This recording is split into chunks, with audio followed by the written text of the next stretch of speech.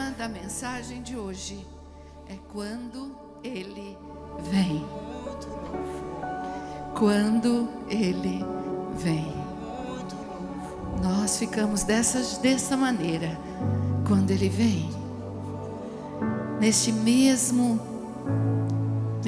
espírito, essa mesma reverência diante daquele que veio. Volte para o seu lugar. Volte para o seu lugar. E se enquanto você estiver voltando, Deus entregar uma palavra para você falar para o seu irmão, vá até ele e entregue uma palavra profética para o seu irmão. A palavra de Deus diz que todos nós podemos profetizar. Há uma palavra no seu coração para o seu irmão. Declare sobre ele. Profetize sobre ele. Eu gostaria de pedir que você abrisse a palavra do Senhor no Evangelho de Mateus, no capítulo 9. Evangelho de Mateus, capítulo 9.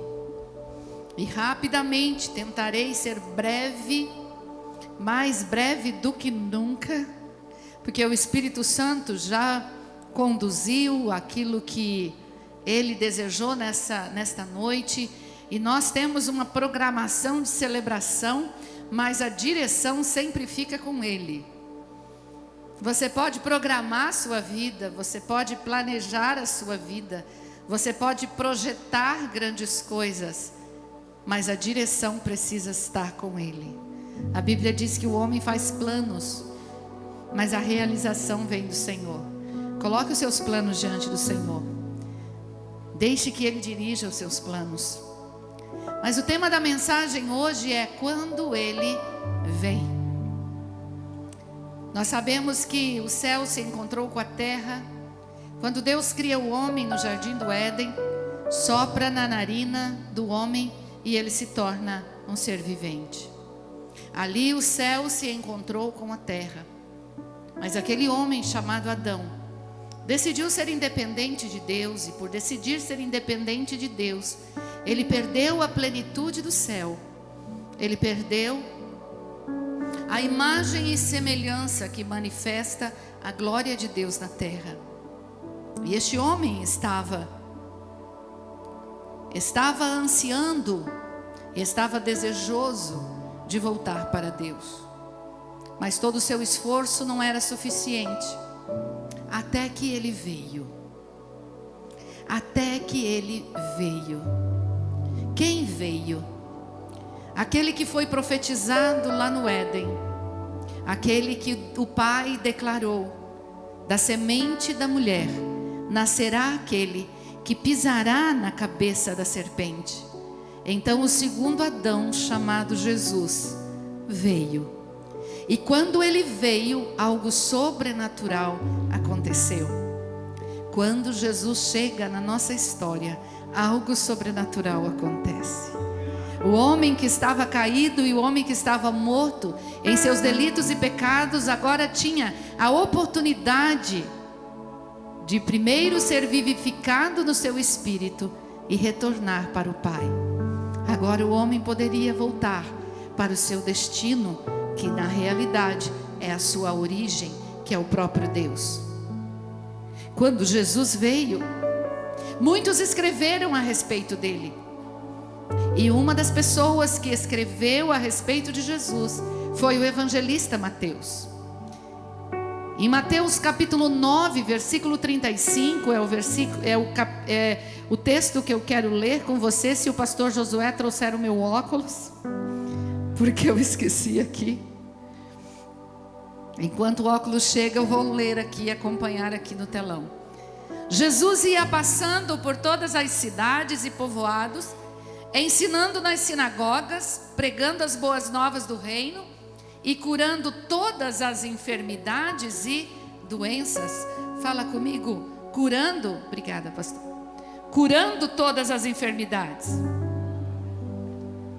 Ao ver as multidões, teve compaixão delas, porque estavam aflitas e desamparadas, como ovelhas sem pastor. Então disse aos seus discípulos: a colheita é grande, mas os trabalhadores são poucos. Peçam, pois, ao Senhor da colheita que envie trabalhadores para a sua colheita. Veja bem, ele veio. Ele veio e enquanto ele exercia o seu ministério terreno, o que o evangelista escreveu é que ele teve compaixão das multidões. E aqui ele não disse, ele teve compaixão das multidões porque eles estavam enfermos. Ele não disse que ele estava com compaixão das multidões porque eles estavam possessos de demônios. Nem tampouco disse que teve compaixão das multidões porque eles estavam mortos e precisavam ser ressuscitados fisicamente. Ele não teve compaixão das multidões porque as multidões estavam vivendo miseravelmente, estavam com necessidades físicas.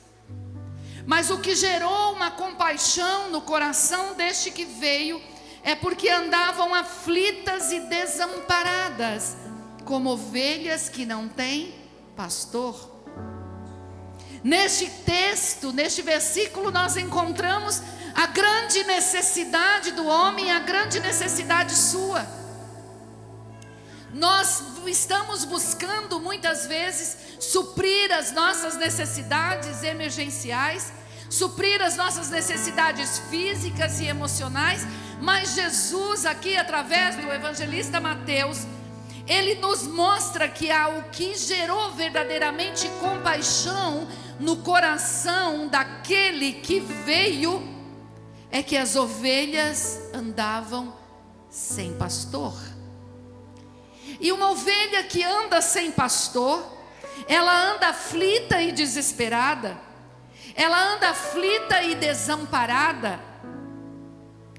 É interessante que ele não diz aqui que as ovelhas estavam cansadas. Se eu perguntar para você se você está cansado pelas batalhas e pelas circunstâncias que você tem vivido, você está cansado? Quem aqui está cansado das guerras que tem travado? Quem aqui está cansado das perdas? Quem aqui está cansado das enfermidades que entram na sua casa? Quem aqui está cansado com toda essa situação financeira e social que a nossa nação está vivendo? Quem está cansado? Todos nós estamos. Mas Jesus aqui não está falando que as ovelhas estavam cansadas. Ele está falando que as ovelhas estavam aflitas e desamparadas. Não eram simplesmente pessoas famintas e exaustas, mas eram como aqueles que foram perseguidos pelo lobo, vítimas de ladrões e assaltantes. E Jesus faz esta declaração: a colheita na verdade é grande, mas os trabalhadores são poucos. Portanto, rogai ao Senhor da colheita que envie trabalhadores para a sua colheita. Ele chegou, ele veio na sua vida, ele veio na sua história, ele chegou na sua casa, ele chegou na sua família. E os problemas, sim, os problemas nos acompanham, mas quando ele chega a prosperidade. Fala para quem está do seu lado e diz: quando ele chega a prosperidade. E a prosperidade que ele traz é a prosperidade integral. E uma prosperidade integral significa: eu não tenho falta de coisa alguma. Eu não sou rico, mas eu não tenho falta de nada. Eu estou enferma, mas eu não tenho falta de nada. Eu não tenho uma minha casa própria ainda, mas eu não sinto falta de nada, porque Ele me faz completo, porque Ele é o meu pastor. E eu estou no seu aprisco, eu estou sob o seu cuidado, eu estou sob a sua direção, eu estou sob a sua proteção, eu estou sob a sua provisão. Ele está provendo para mim o pão nosso de cada dia. Ele está provendo para a sua casa. tudo aquilo que ele olha e diz: o meu filho não pode suportar isso. Então ele manda o anjo da provisão e diz: olha, esta provação chegou ao ponto que esta ovelha não vai suportar. Então anjo, vai até lá e leve a provisão para ele. Você já viveu momentos assim que você disse: Senhor, agora eu não aguento mais? Quem já viveu isso? Eu já vivi. E de repente, porque para nós é um de repente, tudo se abre. De repente a provisão chega. De repente o relacionamento é restaurado. De repente. Mas não foi de repente. É porque Ele chegou. É porque Ele chegou e Ele já estava. Ele já estava com você e em você, cuidando de você. Fazer parte do grande rebanho do Senhor significa estar guardado e protegido do grande ladrão de João capítulo 10. João capítulo 10, do versículo 10 ao 16 diz: o ladrão vem apenas para furtar, matar e destruir. Eu vim para que tenham vida e a tenham plenamente. Olha a prosperidade integral aí. Eu sou o bom pastor. O bom pastor dá a sua vida pelas ovelhas. O assalariado não é o pastor a quem as ovelhas pertencem. Assim, quando vê que o lobo vem, abandona as ovelhas e foge. Então o lobo ataca o rebanho e o dispersa. Ele foge porque é assalariado e não se importa com as ovelhas. Mas eu sou o bom pastor. Eu conheço as minhas ovelhas e elas me conhecem. Assim como o Pai me conhece, eu o conheço o Pai, e dou a minha vida pelas ovelhas. Tenho outras ovelhas que não são deste aprisco. É necessário que eu as conduza também. Elas ouvirão a minha voz, e haverá um só rebanho e um só pastor. Jesus aqui está te dizendo que Ele conhece você pelo nome. Seu pai não reconheceu a paternidade? Ele te conhece pelo nome. Sua mãe te abandonou? Ele jamais vai te abandonar para que o lobo alcance o seu propósito. Ele está dizendo aqui que Ele não somente te conhece pelo nome, como você o conhece e conhece a sua voz. Você consegue ouvir a voz do bom pastor? O bom pastor falou com você hoje. O bom pastor está falando com você. O bom pastor está te acariciando nessa noite. O bom pastor está gerando no seu coração um sentimento de que está tudo bem. Sabe isso que é gerado no nosso coração, que está tudo bem, que você está em paz com Deus, apesar de todos os seus pecados e delitos, você está em paz com Deus. Isso é o bom pastor dizendo: ei, filho, não peca. Mas se você pecar, eu sou o seu advogado diante do Pai. Eu sou justo, e porque eu sou justo, eu justifico os seus pecados diante do Pai. Fica em paz, tenha a minha paz, porque os teus pecados eu já não lembro mais. Eu já perdoei seus pecados. É o bom pastor que está cuidando de você. O que acontece quando Ele vem? Sabe, Deus tem um propósito para manifestar o sobrenatural quando Jesus vem. E a gente vê nesse texto que era alcançar e curar os pecadores e perdidos da casa do Pai.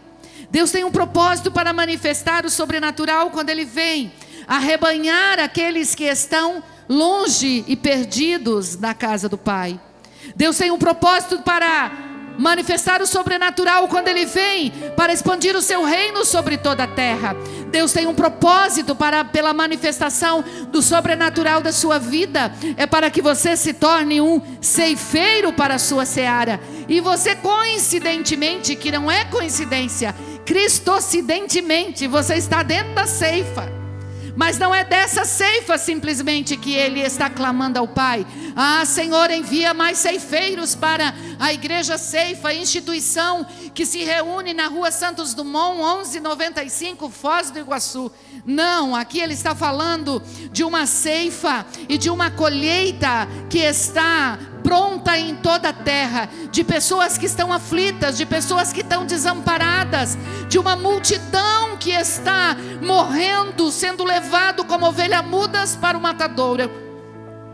É para esta colheita que Deus está te chamando, e é para esta colheita que Ele está te contratando, para que você atraia para o reino de Deus aqueles que estão perdidos como você estava. Quando ele chegou na sua casa, ninguém acreditava em você. Quando você chegou na sua casa, você não tinha muito valor. Mas quando ele chegou, ele imprimiu um valor precioso em você. E hoje você sabe quem você é. Amém? Você sabe quem você é? Então olha para quem está do seu lado e diz: ei, quem você é? Responda, por favor. Quem você é? Quem você é? Qual é o seu valor? Pergunta para ele. Qual é o seu valor? Eu vou dizer para você quem você é. Você é filho de Deus, resgatado e perdoado, e que foi liberto dos seus pecados, e os seus pecados foram lavados pelo sangue de Jesus. O teu valor é a vida do Filho de Deus. O teu valor não é a conta bancária e a quantidade de imóveis que você possa assinar escrituras. E para falar nisso, Deus está dizendo para você: pode assinar essa escritura, porque eu estou nesse negócio. Eu estou falando com uma pessoa aqui. Não tenha medo. Fui eu que abri essa porta. Assine essa escritura, porque eu estou neste negócio. Onde Jesus está, algo sobrenatural acontece. E quem é tocado pelo sobrenatural expande o reino de Deus. Nós vamos encontrar em João capítulo 4, versículo 4, algo bem interessante. Era-lhe necessário passar por Samaria. Jesus estava indo para Jerusalém e não precisava passar por Samaria.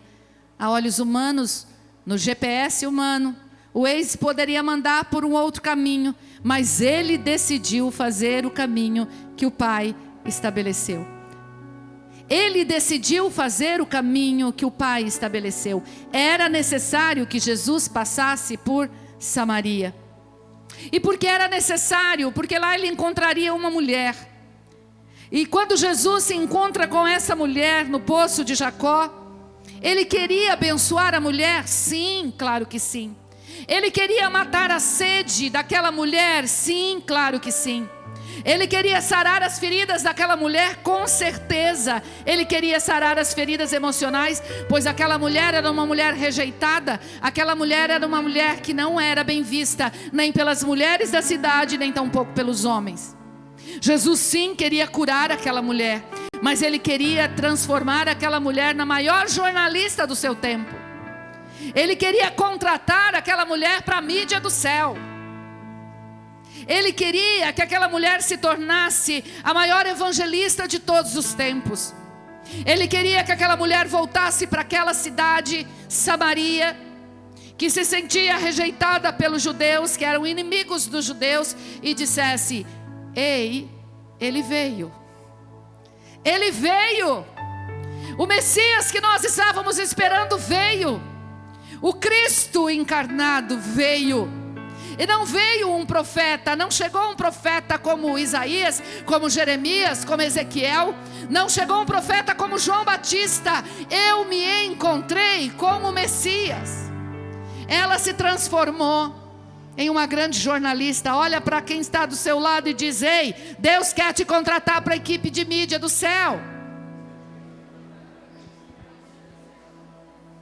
Com esse convite ninguém vai querer ser contratado. Fala de novo. Deus quer te contratar para a equipe de mídia do céu. Sabe, tudo que Jesus faz na nossa vida deve se transformar em boa notícia para a expansão do reino. O que você e eu temos feito com essas boas notícias? Mateus, o evangelista, entendeu isso. E quando você lê o Evangelho de Mateus, você vê toda a história de Jesus e tudo que Jesus realizou. E quando nós lemos o capítulo 9 especificamente, nós vamos ver algumas coisas que aconteceram durante o capítulo 9. E pela graça de Deus eu tenho 8 minutos, mas no capítulo 9 nós vamos encontrar ali o que acontece quando ele vem. O que acontece quando ele chega? Quando ele chega, a cura de paralisia espiritual. De um paralítico ele transforma um grande evangelista. Ali no capítulo 1, no versículo 1, nós vamos ler o seguinte. Então Mateus capítulo 9, versículo 1, para o pessoal da mídia. Então ele entrou no barco, passou para outra margem e veio à sua própria cidade de Cafarnaum. E eis que lhe trouxeram um paralítico deitado em um leito. Quando Jesus viu a fé deles, disse ao paralítico: tem bom ânimo. Tem bom ânimo, filho. Teus pecados estão perdoados. Eu quero pedir para o pastor Josué e para o Fernando, não, para o Turcati. Pastor Josué e Turcati, eles vão encenar aqui algo. Deixa eu pegar aqui um magrinho, pode ficar aí. Vem cá, pastor Mauro, que perdeu 5 quilos nos últimos dias. Promovi de jornalista para ator, é isso aí.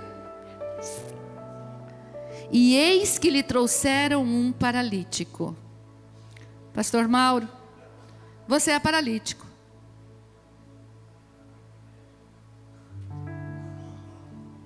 E Jesus, ele entrou no barco e ele passou para outra margem. Ele foi para a sua cidade. E de repente trouxeram diante dele um paralítico. O paralítico pode ir sozinho, pode caminhar sozinho, pode chegar sozinho diante de Jesus. O que o paralítico precisou? De amigos. O paralítico precisou de amigos. E vamos ver se esses amigos são bons amigos ou se vão deixar ele cair.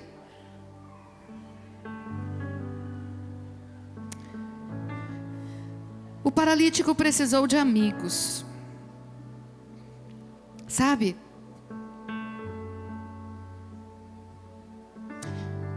Mauro hoje é um jornalista do céu. Mauro hoje é um evangelista. Alguém aqui já foi abençoado pela vida do Mauro? Deus já usou a vida dele para em algum momento da sua vida trazer uma bênção para sua casa, para sua família? Mas nem sempre foi assim. O Mauro, ele sofria de paralisia espiritual. Ele não era paralítico fisicamente falando, mas ele sofria de paralisia espiritual. Ele estava envolvido em vícios. Você imagina o Mauro, um ébrio, alcoólatra, bebendo até cair? Você imagina um Mauro nos bares da vida? Pois é. Mas ele encontrou amigos que o levou à presença de Jesus. E todo aquele que tem um amigo que o leva, pode caminhar, vamos exercitar um pouco aí, vamos emagrecer um pouquinho. Todo aquele que tem um amigo que o leva até a presença de Jesus e que é curado da sua paralisia espiritual, se torna em um amigo que leva paralíticos à presença de Jesus. Quem está entendendo o que eu estou falando? Somente aquele que tem consciência do seu estado espiritual, somente aquele que tem consciência de onde Deus o tirou, é que vai ter compaixão por aqueles que estão vivendo ainda na paralisia. Ei, você já foi curado da paralisia espiritual, Jesus, quando olhou para você, Ele disse a mesma coisa que falou para esse paralítico. O paralítico queria ser curado das suas pernas físicas, mas Jesus olha para ele e diz: tem bom ânimo, teus pecados estão perdoados. Quando ele chega, a paralisia espiritual vai embora. E agora, eu não sou mais paralítico. Eu me transformo agora em um evangelista para expandir o reino de Deus na terra. E é interessante como este entendeu esse propósito. Ele entendeu que o sobrenatural aconteceu na vida dele, não é para que ele se sinta o queridinho do papai somente. Ele é o queridinho do papai, mas ele entendeu que ele precisa expandir o reino de Deus na terra. Aonde ele está falando de Jesus. E aonde ele está, Jesus chega. Eu quero profetizar isso na sua vida hoje. Onde você pisar a planta dos teus pés, Jesus chegará e mudará a história. Jesus chegará e mudará a história na sua família. Jesus chegará e mudará a história na sua empresa. Amém? Obrigada, pastor. Você pode aplaudir o Senhor? A segunda coisa que nós vemos aqui em Mateus capítulo 9 é que quando ele chega, ele quebra os paradigmas religiosos. Fala comigo, paradigmas religiosos. No versículo 9 diz assim: e Jesus, partindo dali, viu um homem chamado Mateus sentado na coletoria e disse-lhe: segue-me. Ele se levantou e o seguiu. E aconteceu que enquanto Jesus estava em casa, sentado à mesa, eis que muitos publicanos e pecadores vieram e sentaram-se com Jesus e seus discípulos. E quando os fariseus viram isto, perguntaram aos seus discípulos: por que o vosso mestre come com publicanos e pecadores? Porém Jesus ouviu e respondeu: os que têm saúde não precisam de médico, mas sim os que estão doentes. Mas ide aprender o que significa: quero misericórdia e não sacrifício, porque eu não vim chamar os justos, mas sim os pecadores. Esta parte do capítulo 9 está falando do encontro que o próprio evangelista Mateus teve com Jesus. Ele era coletor de impostos e ele era considerado publicano. O que era um publicano? Cobrador de impostos, eu não preciso nem explicar. Já no nosso tempo, nós já não gostamos muito de cobrador de impostos. Você gosta de todo dia 5, dia 6, recolher aquela guia lá de imposto lá na sua empresa? Gosta disso? E ainda mais quando é um cobrador de imposto que rouba. E este cobrador de imposto chamado Mateus, que também é conhecido como Levi, ele era conhecido como publicano. Sabe o que são os publicanos? Os publicanos são aqueles que na sociedade religiosa é excomungado. Disse a respeito do publicano: um homem religioso que se torna um publicano deve ser expulso da sociedade religiosa. Não é lícito nem aceitar as suas riquezas, dos quais se supõe que toda a sua riqueza foi obtida pelo roubo, e que todos os seus negócios foram feitos por meio de extorsão, como publicanos e ladrões. Os publicanos eram tão rejeitados pela religião, que eles não serviam para ser juízes e nem para testemunhar. Ninguém acreditava em um publicano. Ele não servia para testemunha. Alguns pensam que pecadores, aqui neste texto, é um mero insulto para os fariseus. Então, provavelmente estavam dentro daquela casa fariseus e publicanos. Mas como fariseus e publicanos foram parar na casa onde Jesus estava? Antes desses fariseus e publicanos entrarem na casa, Jesus chegou na vida de Mateus. E quando Jesus chega na vida de Mateus, algo extraordinário acontece. Aquele publicano que ninguém acreditava nele, se torna um grande evangelista. Aquele publicano que não servia para ser testemunha de ninguém, agora era testemunho do grande Rei dos Reis e Senhor dos Senhores, Filho de Deus, o Messias ungido. Agora ele recebeu um convite de Jesus, fala: Mateus, vem e me segue. Mas o que Jesus encontrou no coração do publicano? Aquilo que ele não encontrou no coração dos religiosos. Ele encontrou no coração do publicano humildade para reconhecer que ele era pecador. Ele encontrou no coração do publicano alguém que queria mudar de vida. Ele encontrou no coração de Mateus aquilo que ele não encontrou no coração dos fariseus.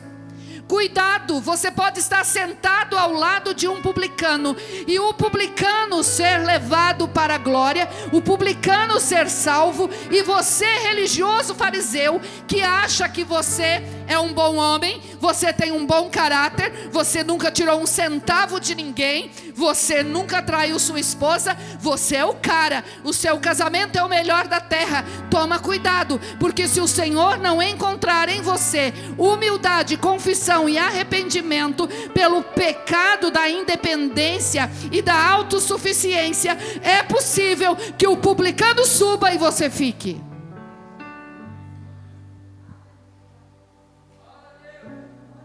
Já está falando.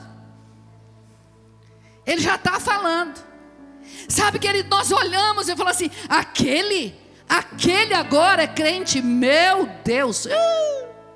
Eu conheço os podres dele. Esse se torna o melhor evangelista. Sabe por quê? Porque aquele que vivia no lamaçal do pecado, limpo pelo sangue de Jesus, todo mundo vai olhar e vai dizer: uau, só pode que Deus chegou ali, só pode que Jesus chegou ali. Ele veio na vida desta pessoa. E eu vou usar o próprio pastor Mauro como exemplo. Quem chamaria o Mauro para ser testemunha de alguma coisa no passado? Quem acredita num bêbado? Quem acredita em alguém que não tem domínio nem sobre o seu próprio corpo e nem sobre os seus próprios desejos? Quem acreditaria em alguém que se entrega ao álcool? Porque hoje glorificamos e adoramos a Deus pela vida do pastor Mauro, porque ele veio. Porque ele veio. Agora, onde vai alguém que se encontrou com Jesus, outros virão atrás dele. Por que os publicanos e fariseus estavam lá na casa? Porque Mateus chamou a atenção deles. Ei, você tem chamado a atenção dessa cidade. Paulo, você tem chamado a atenção dessa cidade. Paulo, algum tempo foi publicano. Levanta aí, Paulo. Levanta, é você mesmo, Paulo. É com você mesmo que eu estou falando. Durante um tempo, ninguém acreditava no testemunho dele. Agora, quem está aqui nessa igreja, porque veio através do Paulo, se coloca de pé em nome de Jesus. Quem está nessa igreja, se coloca de pé. Esta é uma parte de uma célula. Paulo, quantas pessoas já se batizaram na sua célula? 4 pessoas já se batizaram na célula do Paulo. Hoje nós batizamos 8 pessoas. 50%, claro, os que foram batizados hoje não são da célula do Paulo, mas seria 50% do batismo de uma igreja vem de um publicano que ninguém acreditava, mas ele chegou diante daquele que disse: ei, vem e segue-me. E ele disse: Senhor, eu estou aqui. Você está entendendo? O que acontece? Deus não mandou Jesus escolher os melhores. Deus não mandou Jesus ir no meio dos religiosos. Deus não disse assim: meu filho, vá lá e escolha aquele que prega melhor, vá e escolha aquele que tem um bom caráter, aquele que tem uma boa reputação, vá e chame para caminhar com você aquele que é um ótimo profissional, vá e chame aquele que foi aceito pelo judaísmo. Não, ele foi e disse: filho, vá buscar as ovelhas perdidas da casa de Israel. Vá buscar os improváveis, meu filho. Comece com os improváveis, meu filho, porque no final os improváveis quebrarão os paradigmas religiosos daqueles que acham que por conta do seu bom caráter tem direito de entrar na glória. Quem era Levi? Um improvável. Mas depois que Jesus chegou, ele se tornou no grande evangelista Mateus. O que acontece quando ele vem? A libertação da frustração pela perda. Sabe, do luto para a festa. No versículo 14 nós vamos encontrar o seguinte: então os discípulos de João vieram a ele e perguntaram: por que nós e os fariseus jejuamos muitas vezes, mas os seus discípulos não jejuam? E Jesus lhes respondeu: podem por acaso os convidados do casamento andar tristes enquanto o noivo está com eles? Mas dias virão quando o noivo lhes for tirado, e então jejuarão. O que nós vemos nesse quadro? Os discípulos de João estavam entristecidos, eles estavam de luto, porque João Batista havia perdido a cabeça literalmente. João Batista havia sido preso, e ali Herodes, a pedido de Herodias, ele mata João e entrega a cabeça de João na bandeja para Herodias. Então, os discípulos ali estavam tristes, eles estavam de luto. E de repente eles chegam na ambiência criada por Jesus, porque aonde Jesus está tem uma ambiência de festa. Não, você não entendeu. Aonde Jesus chega há uma ambiência de festa. Em todos os lugares, mesmo em velórios que Jesus chegava, a festa acontecia. Estava todo mundo chorando a morte de Lázaro. Quando Jesus chegou, a festa chegou com ele.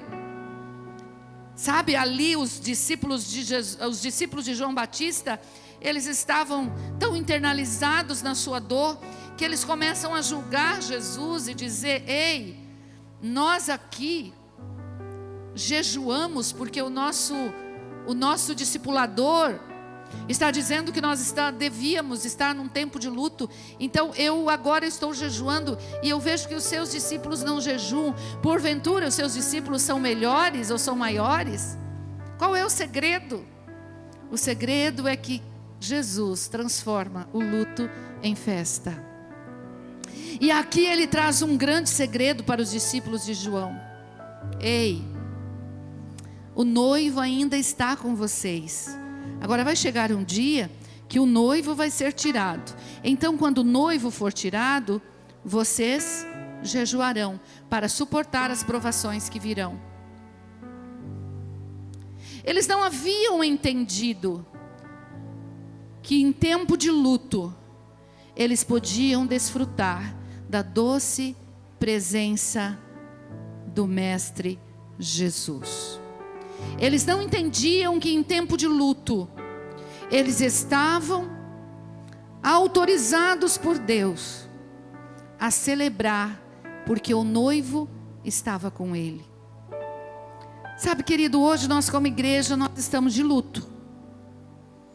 Hoje o Senhor recolheu a Luísa, a mãe de um querido que serve aqui, do Fernando. Hoje pela manhã, enquanto estávamos na celebração, nós oramos pela Luísa. A Luísa estava entubada, acometida de Covid. E nós oramos e nós declaramos cura e nós profetizamos. 70 anos de idade. Nós profetizamos cura sobre a Luísa. E a igreja orou com fé. E eu sei que o Fernando tinha muita fé que a Luísa iria sair daquele hospital. A equipe de intercessão tinha se organizado para as 18 horas ir para o hospital, para orar, para que o Senhor tirasse a Luísa daquele estado. Mas aprove ao Senhor, fala comigo, aprove ao Senhor recolher a Luísa por volta das 15 horas. Mas nós estamos hoje emocionalmente entristecidos. Nós estamos sentindo a dor da perda. Mas nós estamos felizes, porque nós temos certeza que a Luísa está festejando com o Senhor na glória. Porque a Luísa partiu para a eternidade com Cristo. Porque as orações que foram liberadas para a vida da Luísa, tudo o que foi declarado para a vida dela, eu tenho certeza que o Espírito Santo estava na porta do coração dela, batendo até o último momento. E naquele momento ela diz: Ele chegou para mim, eu vou abrir a porta, eu pertenço a Ele. A festa, mesmo quando diante de uma situação de perda como essa, por quê? Porque o noivo está com você. Olha para quem está do seu lado e diz: o noivo está com você. Ele está com você. E ele mesmo disse: no mundo vocês vão ter aflição, mas olha, não se preocupe, eu venci todas as aflições e você também vai vencer. Por isso que quando a tristeza invade o nosso coração, simplesmente louve. Quando Deus está em silêncio, simplesmente louve. Enquanto a resposta não vem, simplesmente louve, porque Ele está trabalhando em seu favor. Ele está com você, Ele não está contra você. Olha para quem está do seu lado e diz: Ele não está contra você. E os próximos pontos eu vou passar rapidamente. Há uma mudança de mentalidade da lei para a graça. Há uma cura da esterilidade. Jesus encontra em meio à multidão a mulher com fluxo de sangue. E quando ela toca nas vestes de Jesus, de uma esterilidade, ela se torna em mãe de filhos. E quando se fala mãe de filhos, está se falando de todos os projetos que provavelmente as hemorragias da sua vida tenham levado embora. Quando Jesus entra, a cura da cegueira espiritual, os cegos e evangelistas, os cegos se tornam evangelistas para toda a terra. E este é o último versículo que eu quero ler, Mateus 9, 27. Pode subir, equipe, por favor. E saindo Jesus dali, 2 cegos o seguiram, gritando: tem compaixão de nós, filho de Davi. E quando ele entrou em casa, os cegos vieram a ele. Jesus lhes perguntou: credes que posso fazer isto? Eles lhes responderam: sim, Senhor. Então tocou os olhos deles, dizendo: seja feito convosco conforme a vossa fé. 2 cegos. 2 cegos que começam a gritar. Eles não gritam: ei milagreiro, ei rabino, ei multiplicador de pães, ei médico dos médicos. Não, ele diz: ei filho de Davi, tem compaixão de mim. Ali esses cegos, eles eram cegos fisicamente, mas eles enxergavam espiritualmente. Eles tinham recebido a grande revelação que muitos de nós ainda não recebemos. Às vezes nós estamos olhando para Jesus como milagreiro. Às vezes nós estamos olhando para Jesus como psicólogo que vai resolver os problemas da nossa alma. Às vezes nós estamos olhando para Jesus como coach que vai trazer sucesso para a nossa vida financeira e a nossa vida profissional. Às vezes nós estamos olhando para Jesus como aquele amigo que só está para ouvir as nossas dores no momento de tristeza. Mas aqueles homens, eles tinham recebido a revelação que aquele homem que estava passando pela sua cidade, que tinha chegado na sua cidade, era nada mais, nada menos do que o cumprimento das profecias. Ele era o Cristo esperado, ele era o Messias ungido que fora prometido,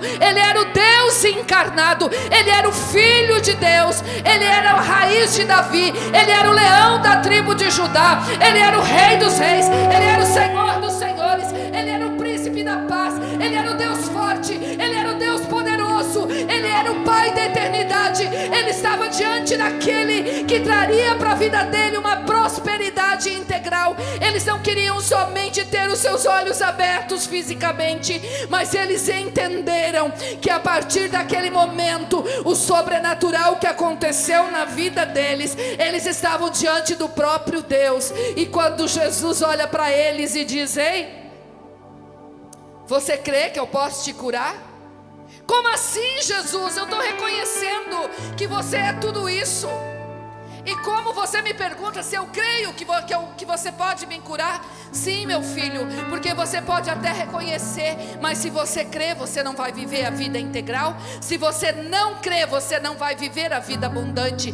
É necessário crer que Ele é Deus, mas é necessário crer que Ele é todo poderoso e que Ele pode fazer todas as coisas e que Ele pode resolver todos os seus problemas, porque é pela fé que você acessa as riquezas do Senhor.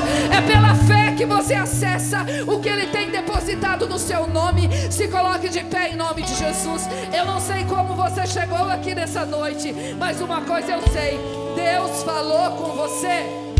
Deus falou com você. E eu oro para que o Espírito Santo toque nos seus olhos espirituais agora, e você reconheça que está neste lugar nada mais, nada menos do que o Rei ungido, o Messias enviado, o Deus encarnado, aquele que pagou o preço pela sua vida, aquele que morreu na cruz pelos seus pecados, aquele que olha para você e diz: ei, arrependa-se dos teus pecados, creia no seu coração que eu sou filho de Deus, confesse com os seus lábios, confesse com os seus lábios que eu morri na cruz por amor a você, e eu tenho o poder de te transformar em filho do meu Pai. Você era uma ovelha perdida da casa do meu Pai, mas eu vim por você. E eu quero te dar a oportunidade nessa noite, daquele que ouviu a voz de Deus, daquele que teve os seus olhos abertos, e daquele que quer fazer parte, não do rebanho da ceifa, mas quer fazer parte do rebanho do bom pastor. Daquele que quer confessar com os seus lábios e crer com o seu coração que Jesus Cristo é o Filho de Deus. Como aqueles cegos tiveram os seus olhos físicos abertos, eu oro para que você tenha os seus olhos espirituais abertos e você veja Jesus te chamando, dizendo: vem, filho amado, vem, filho amado, vem, filho amado. Foi por você, foi por você, foi por você, foi por você que eu morri. Se você hoje quer confessar Jesus Cristo como seu Senhor e Salvador, saia do seu lugar e venha aqui na frente. Saia do seu lugar e venha aqui e fala: Senhor, eu reconheço hoje que eu preciso. Talvez eu esteja na posição do publicano e eu não quero deixar a religiosidade impedir de eu chegar até o Senhor.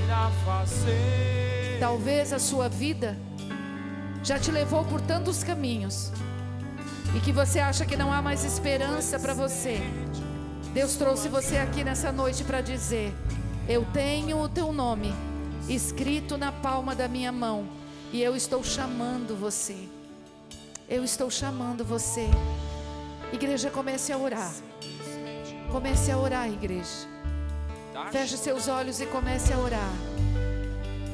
Se alguém do seu lado que precisa que você o acompanhe para dar esse passo de fé, Ele chegou. Ele chegou. Ele chegou. Ele chegou. Ele chegou na sua história. Ele chegou na sua casa. Ele chegou e Ele vai mudar a sua história. Ele mudou a história da mulher samaritana. Ele mudou a história do cego. Ele mudou a história da filha do chefe da sinagoga. Ele mudou a história do paralítico.